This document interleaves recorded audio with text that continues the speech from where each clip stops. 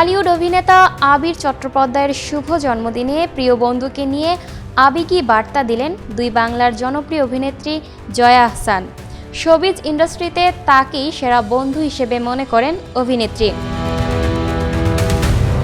ভারতীয় সংবাদ মাধ্যম এই সময়ের প্রতিবেদন থেকে জানা যায়, আবিরের বিশেষ দিন উদযাপনে বিশেষ সাক্ষাৎকারে অংশ নেন জয়া। দীর্ঘ আলাপচারিতায় জয়াকে দেখা যায় আবিরের প্রশংসায় পঞ্চমুখ হতে।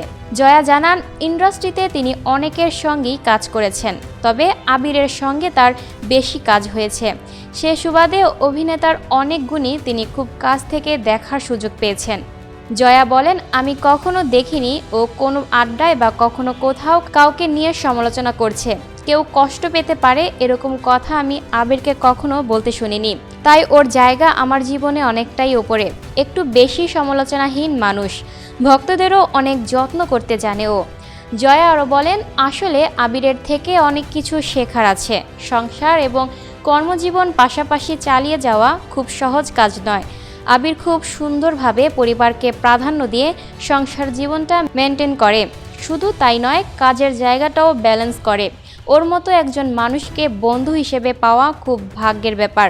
প্রসঙ্গত, জয়া আহসান ও আবির চট্টোপাধ্যায় অভিনীত উল্লেখযোগ্য সিনেমার মধ্যে রয়েছে পুতুল নাচের রীতিকথা, বিসর্জন, আবর্ত ইত্যাদি। Lucky Akter, up to date news, Dhaka.